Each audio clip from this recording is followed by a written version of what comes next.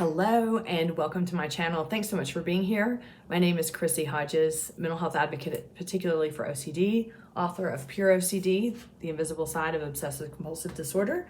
I'm the founder of Treatment for OCD Consulting, where I do peer support sessions. I'm a certified peer internationally, and I can also provide referrals anywhere in the world to therapists who do treatment, and I'm the co-founder of OCD Peers. If you're looking for evidence-based treatment for OCD, NOCD, which is also an app, they are now doing telehealth, I believe, worldwide. So if you head on over to treatmyocd.com, you can check out more about them and schedule an assessment if you are ready to get treatment. Yay! So good to see you. It's been a few weeks since I've actually done a formal, organized video. I've had a lot of life changes. I'm not really ready to go into talking about some of those right now. I am living somewhere different, and that's 100% permanent. I own this house, the first house I've ever bought, which was terrifying. And I had all kinds of intrusive thoughts, like the day that it closed, of like, you don't deserve this, and you'll never be able to afford it, and all this other stuff. And but it's been really cool, and it's been an interesting adjustment. I struggle, before I get into the topic, just to share with you, I struggle a lot with what I deserve and what I'm worthy of having, which probably has a little bit to do with OCD, but a lot to do with childhood trauma and things that were taught. And so whenever I do anything for myself, even as a 44-year-old woman and professional, I really gotta dive deep into the struggle of, am I worthy of this? Should I have something like this? What if something goes wrong? And I really have to work hard at combating those things. So this was a big one for me, which is why I've kind of taken some time to calm down and kind of sink into the house a little bit. It's super cute. It's up in the mountains. It's really small, but fingers crossed that it's good and magical thinking doesn't tell me something awful will happen here.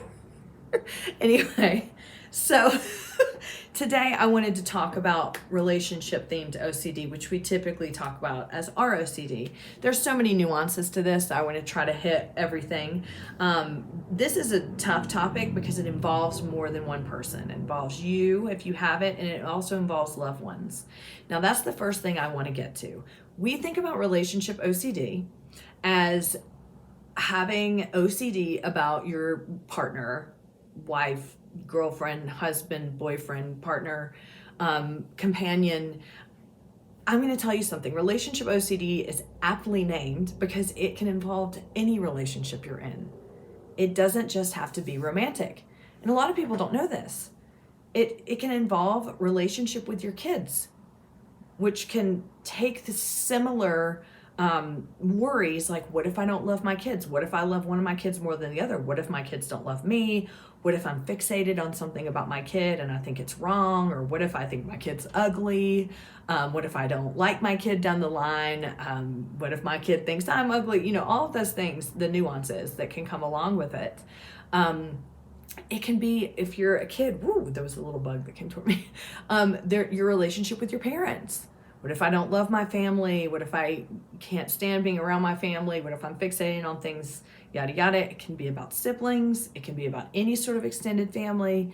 It can be about coworkers and colleagues. It can definitely be about friends. So friendships, we get into this bind, a lot of us, when it's haven't heard from a friend in a while, and then I try to call them and they don't call me back. What if something's wrong? What if they don't like me? What did I do? And then you can get into that whole thing about what's happening, or if people are mad at me, or if I'm mad at them, or and then you can also get into relationship OCD with your pets. Colleagues too, work relationships, things like that, supervisors, but yes, pets. So I have had ROCD about pets. Probably with every single pet I've ever had in my adult life. You can get to where you worry you don't love your pet. or you're worried that your pet doesn't love you. I definitely had relationship OCD with my pet after my first dog, Sadie, passed. She was 13. She died in her sleep. It was kind of the old age. We think she had a stroke. But for months and months, and sometimes it even resurfaces now, I get in this pattern of, I don't think she had a good life. I don't think I was a good mom to her. When I can ask anyone that knew me at the time, and they were like, yeah, that dog was spoiled rotten. But my brain will tell me, oh, but remember this time, or remember when she got in trouble that time, or remember when she got lost. That means you're a horrible person, or maybe she died because of you. You should have recognized the signs the day before and taken her to the vet.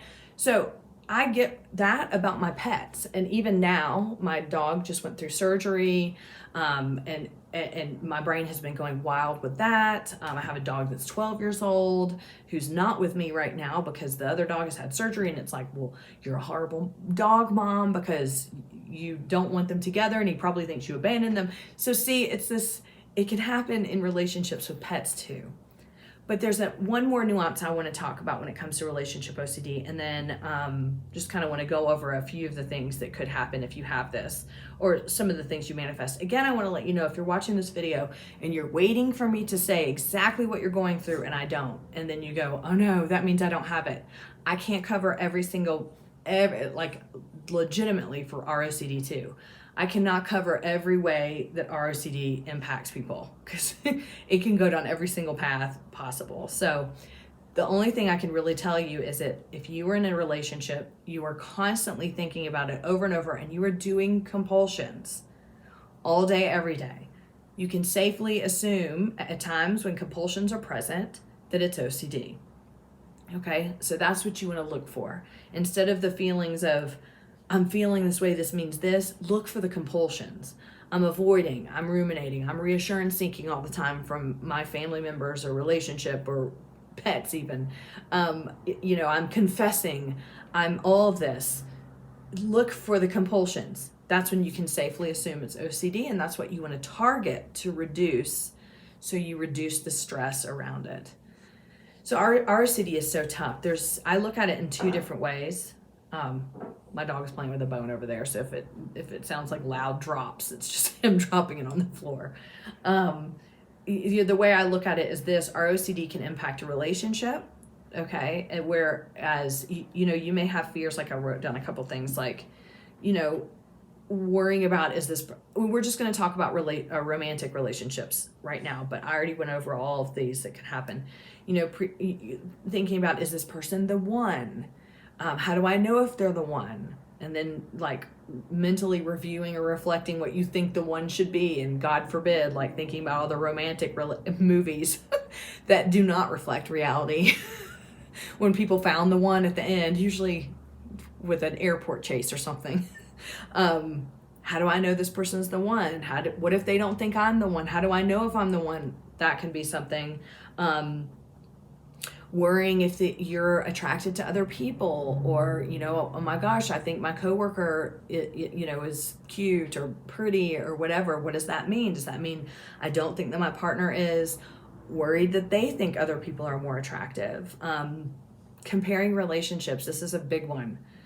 Comparing yours to other people's. I've said this before, I'll say it again. Sex and the City just fucking ruined everybody's life with with the partners regarding sex, with that one episode where they sat around and told how many times they had sex per week. I was like, y'all, you're not doing anyone any favors by doing that. Because what's her face? Charlotte was like, we have sex 3 or 4 times a week. Now, y'all know, like in most relationships, people don't do 3, 4, 5, 6, 7, 8, 9 times a week. I mean, maybe at the beginning, and there are times that you do that, but consistently it just doesn't happen, and it just gave people such a false idea of what things should be like, right? And so when you're looking at other things, or you watch movies, or you read articles, and it's like, you should be having sex, or you should be giving blowjobs, or you should be doing this many times a week, or you're going to lose him, or you're going to lose her, or your relationship's going to fall apart. I mean, come on. Then all of a sudden you start thinking, well, why aren't we doing this? What does this mean? Does this mean we're falling apart? Does this mean that? So the comparative piece can be huge. What else? You know, and then this also goes into dating, right? The persistent fear of what if I'm always going to be single, or how painful dating can be in regards to this. Dating is just a big pot of uncertainty, isn't it? I mean, I remember back in the day when I was dating, I had to have kind of like a come to Jesus with myself because I was miserable. I would go out on a date. I wouldn't even like find this person, like any chemistry with the person. But then the next day I'd be like, why aren't they texting me? What was wrong with me? What does this mean? Do they not like me? Did I say something wrong? And I would mentally review everything we did, even if I wouldn't even go out with the person again. So it's just dealing with that uncertainty that can be so hard. Questioning people, questioning your partner, or needing a lot of reassurance or giving a lot of reassurance. Again, that kind of goes around with, do they really love me? Do I really love them? And then of course there's the classic of fixating on what's wrong with your partner. Fixating on maybe what's wrong with you that you're worried they're fixating on, things like that. So ROCD can be super tough because it can be really hard on the other person. Whether that be the family, kids, romantic, pets, that they hardly, they don't know anyway. But it can be really hard when someone knows that the OCD is focusing on them. And that can probably feel really defeating or deflating. And then you might think, oh my gosh, what if they think I really doubt this relationship? So you're dealing with a double whammy of shame. So this is really a tough one. So there's also this, and I, kind of wanted to make sure to mention this. There's also the, this doesn't technically fall in the ROCD category. Hey, bud. My dog's walking around with 2 casts. He's so cute. We get them off on Monday, thank goodness. I can't handle it anymore. But then there's also the, I'm in a relationship and things are tough, or maybe things aren't tough, or, you're going through a hard time, or, you've been through turmoil or something like that. And then you get OCD about the relationship, right? Or about the problem in the relationship. Now this sometimes can, and I don't even know if it falls under ROCD, whatever, it's still about relationship. But then you can start obsessing about the problem of the relationship, which then can lead you down the path of ROCD. So this is the way I usually describe it. And if y'all have seen my videos on like real life stuff that OCD attacks, this is the same thing. So in life, you have conflict in relationships. The end. Like, you rarely have a relationship where there's never any conflict. And if you don't, then either you or the other person is people pleasing, which isn't necessarily a good thing. It doesn't make for a healthy, growing relationship. So when conflict happens, sometimes we can get OCD about the conflict. So this is a real life thing in a relationship. And then all of a sudden, like I've said before, like if there was a spectrum and here's your life, and there's relationship, and then here's conflict, OCD gets on that and spins on top of it, right? So then you become completely entrenched in being OCD about a normal, healthy part of a relationship, which is conflict.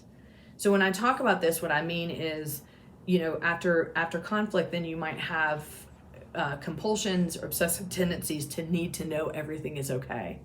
And this is where we can get in trouble, because a lot of us have this, we have the drive to need certainty. We don't want people to be mad at us. We don't want conflict. We need to make sure everything is okay. What if my friend's mad at me? What if family's mad at me? So then we go into what we know as the trauma response of fawning, right? So this is people pleasing. This is, well, I just need to make sure everything is okay with me, even if sometimes it's not. Like I used to do this a long time ago in relationships. I would just take ownership of things just because I didn't want the conflict, or I wanted to make sure that the relationship would get back on track. Or I would say everything is okay, even when it wasn't, just because I couldn't handle the uncertainty of whether or not there was going to be conflict in the relationship. So if you didn't know that already, this is a type of trauma response, and it's called fawning. And it's also not doing us any good when it comes to OCD, because whether or not we do or we don't want certainty, it is okay to assert your needs and your wants in a relationship. I mean, within reason, right? Unless you're the narcissist controller, then it's not. But, relationships are two-way streets. And sometimes when we have OCD, we tend to bow down to the other side of the relationship just to avoid conflict.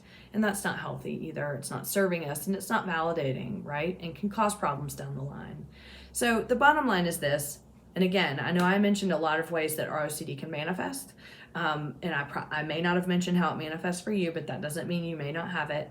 The bottom line is it's treatable. And I also wanted to let you know that I know that a great deal of shame and guilt comes with it because other people are involved. Sometimes you may or may not tell people that they're involved or are a theme, and that is okay. Sometimes you do.